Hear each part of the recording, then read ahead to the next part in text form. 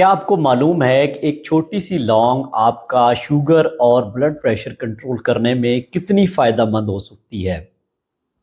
लौंग के बहुत सारे फ़वाइद हैं, इसके साथ इसके कुछ नुकसानात भी हैं जिनका जानना बहुत ज़रूरी है, और अगर आपको मालूम ना हो तो आपको इनका रिस्क बढ़ सकता है।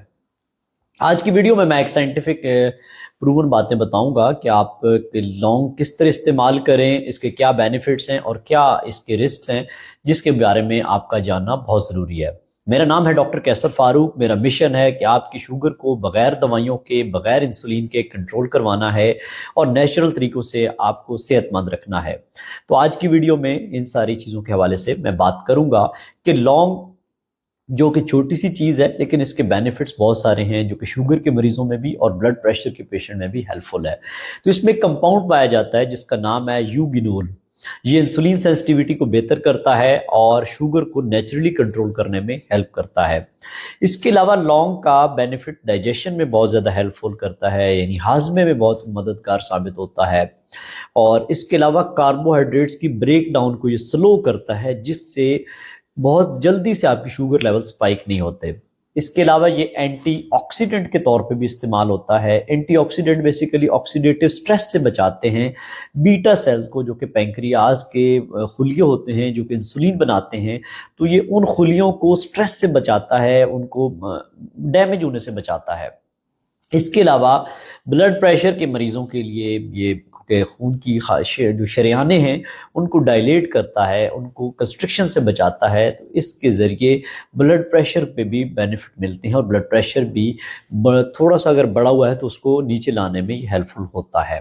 इसके अलावा कोलेस्ट्रोल में हेल्प करता है। कोलेस्ट्रोल जिसमें ट्राइग्लिसराइड है उसको कम करने में और ओवरऑल बाकी चीज़ों को हेल्प करता है उनको नीचे करने में। जिसमें कोलेस्ट्रोल में ट्राइग्लिसराइड को यानी कि बेहतर करता है और एचडीएल को बढ़ाता है, जो कि कोलेस्ट्रोल के मुख्तलिफ कंपोनेंट्स होते हैं।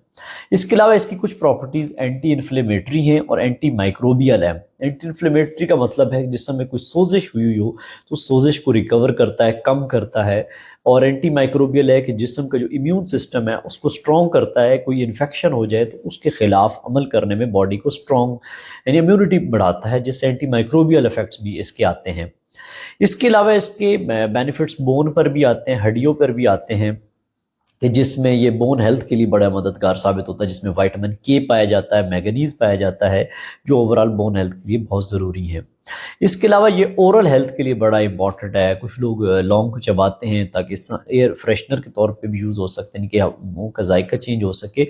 दूसरा, ये समटाइम जो गम है, इन्फेक्शन है, उसको भी प्रिवेंट करता है एंटी माइक्रोबियल इफेक्ट की वजह से, यानी कि ओरल हेल्थ के लिए बड़ा मददगार साबित होता है। इसके अलावा रेस्पिरेटरी हेल्थ है, किसी का गला ख़राब है, म्यूकस फंसा हुआ है, तो उसमें भी ये मददगार साबित हो सकता है और मदद दे सकता है। ये तो कुछ बेनिफिट्स हैं जो कि 8-10 मैंने बात की हैं, जो बेनिफिट्स दे रहा है ये, यानी कि शुगर में इंसुलिन सेंसिटिविटी को बेहतर कर रहा है, डाइजेशन में हेल्प कर रहा है, यानी कि अगर आपकी शुगर को ब्रेक डाउन कार्बोहाइड्रेट्स को कम कर रहा है, एंटीऑक्सीडेंट्स हैं, एंटी माइक्रोबियल इफेक्ट्स हैं, एंटी इन्फ्लेमेटरी हैं, ब्लड प्रेशर को कंट्रोल में ला रहा है, बोन हेल्थ के लिए बड़ी इंपॉर्टेंट चीज़ बताई है, और जो ओरल हेल्थ के लिए इंपॉर्टेंट है, और रेस्पिरेटरी हेल्थ के लिए। अब इसके कुछ रिस्क हैं, जो डिसएडवांटेजेस हैं, उनका जानना बहुत ज़रूरी है।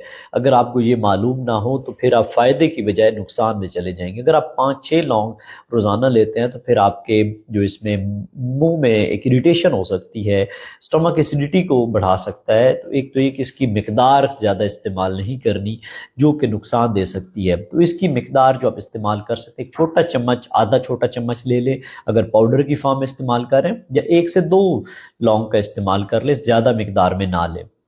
इसके अलावा इसके रिस्क जो हैं, क्योंकि ये ब्लड थिनर के तौर पे भी इसका जो ऑयल होता है वो ब्लड थिनर भी करता है, यानी कि खून को पतला करता है। जो पेशेंट एस्प्रिन ले रहे हैं या वारफरिन, एक ब्लड एंटीकोएगुलेंट ड्रग्स होती है, अगर कोई इस तरह की मेडिसिन यूज़ कर रहे हैं तो फिर ये इस्तेमाल करने से पहले आप डॉक्टर से मशवरा ले लें कि कहीं ये आपके लिए नुकसानदेह ना हो। इसके अलावा शुगर और ब्लड प्रेशर को जैसा मैंने बताया कि उन पर इफेक्ट आता है, शुगर को लो करता है। अगर कोई आप ऐसी मेडिसिन यूज़ कर रहे हैं जो कि ऑलरेडी शुगर लो करने का रिस्क रखती है, ये आपको हाइपोग्लाइसीमिया करवा सकता है। ये अगर आप ब्लड प्रेशर के मरीज़ हैं, साथ कोई ऐसी दवाई ले रहे हैं जो कि बीपी को लो कर रही है, और अगर इसके साथ कंबाइन करेंगे तो ये आपका बीपी लो हो सकता है। तो ये कुछ रिस्क हैं जिनके बारे में मालूमात होना ज़रूरी है। तो आज की वीडियो में मैंने कोशिश की कि आप लोगों को लौंग के हवाले से इंफॉर्मेशन दी जाए, जिसे क्लोव भी बोला जाता है, ताकि आप इसके बारे में सारी इन्फॉर्मेशन ले लें।